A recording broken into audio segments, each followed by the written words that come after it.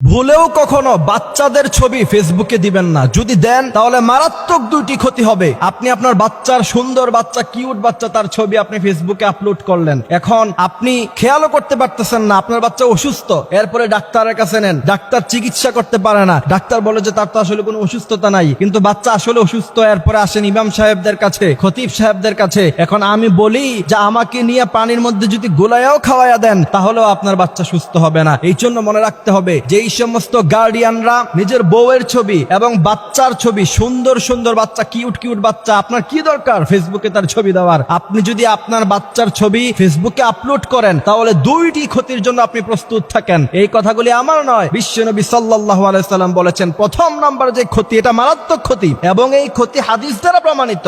আপনি আপনার বাচ্চার সুন্দর একটা ছবি আপনি ফেসবুকে আপলোড করলেন, এরপরে আপনার পরিচিত মানুষরা ফেসবুকে দেখে সে যদি বদনজর দেয়, আর নজর হাক্কুন, রাসূল করিম সাল্লাল্লাহু আলাইহি সাল্লাম বলেছেন নজর একটা সত্য জিনিস। ফেসবুকে বাচ্চার ছবি আপলোড দেওয়ার পরে কেউ না কেউ বদনজর দিতে পারে, আর আপনার বাচ্চার উপর যদি একজনের বদনজর লেগে যায় তাহলে আপনার বাচ্চার লাইফ শেষ। কারণ বদনজর একটা কঠিন জিনিস। বুখারীর মধ্যে হাদিস এসেছে, আন আবি হুরায়রা রাদিয়াল্লাহু তাআলা আনহু قال قال رسول الله صلى الله عليه وسلم العين حق।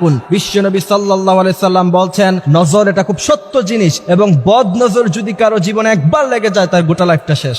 মডার্ন সোসাইটিতে তো এটা একবার কমন ব্যাপার। বাচ্চা খাবার খাইতেছে, বাচ্চা খুব কিউট লাগতেছে, এবার ছবি তুলে ফেসবুকে আপলোড করে দিচ্ছেন। বাচ্চা হাঁটতেছে, তার ভিডিও করে ফেসবুকে আপলোড করে দিচ্ছেন। নো, কখনো এটা করবেন না। যদি করেন তাহলে একবার যদি কারো বদনজর আপনার বাচ্চার উপরে লেগে যায় তাহলে তার সুন্দর জীবনটাকে আপনি নষ্ট করে দিলেন নিজ হাতে। একজন সচেতন গার্ডিয়ান হিসাবে কখনোই উচিত না আপনার বাচ্চার ছবি আপনি ফেসবুকে আপলোড করবেন। দ্বিতীয় নাম্বার যে ক্ষতি, সেই ক্ষতি হচ্ছে আপনার বাচ্চা তার অস্তিত্ব ছোটবেলা থেকেই সোশ্যাল প্ল্যাটফর্মে থেকে গেল। বিশেষ করে মেয়ে বাচ্চাদের ছবি তো কখনোই কোনোভাবেই ফেসবুকে দেওয়া যাবে না। এরপরে দেখা যায়, আমি বিশেষ করে আমার ফ্রেন্ড লিস্টে এরকম অনেক বাবা মা আছে যাদেরকে দেখি বাচ্চার বয়স 15-16 হয়ে গেছে, বাচ্চাকে বিয়ে দেওয়ার মতো বয়স হয়ে গিয়েছে, এই মেয়ে বাচ্চার ছবি ফেসবুকে আপলোড করে বলে যে আমার কিউট মামুনিটা। তোমাকে কে বলছে? তুমি তোমার বাচ্চাকে, তুমি তোমার মেয়েকে মেয়ের চোখে দেখো ঠিকই, কিন্তু তোমার বন্ধু বান্ধব বা কাজিন যারা আছে তোমার পরিচিত তারা তো মেয়ের চোখে দেখে না। 15-16 বছরের মেয়ে, একটা যুবতী মেয়ে, তারা তো তোমার বাচ্চাকে কখনোই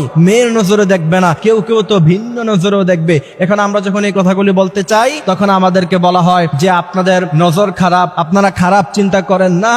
বিশ্বনবী সাল্লাল্লাহু আলাইহি ওয়াসাল্লাম যেটা নিষেধ করে গিয়েছেন সেটার মধ্যে কখনো ভালো জিনিস থাকতে পারে না। বিশ্বনবী সাল্লাল্লাহু আলাইহি ওয়াসাল্লাম বলেছেন একটা বাচ্চা যখন উপযুক্ত বয়স হয়ে যায় তখন তাকে পর্দা করতে হবে। 7 বছর বয়সে বাচ্চাকে নামাজ পড়াতে হবে, 10 বছর বয়সে তাকে নামাজ না পড়লে তাকে পিটাতে হবে। বর্তমান সময়ে বেশিরভাগ মেয়েরা 10 বছরে বালাগা হয়ে যায়। আপনি তাকে 15 বছর তার বয়স, তার ছবি ফেসবুকে দিয়ে আপনি কখনোই এই কথা বলতে পারেন না যে তার উপর কেউ খারাপ নজর দিবে না। সুতরাং এই বিষয়গুলি খেয়াল রাখতে হবে। আল্লাহ সুবহানাহু ওয়া তাআলা আমাদেরকে এই কথাগুলি বুঝার, মানার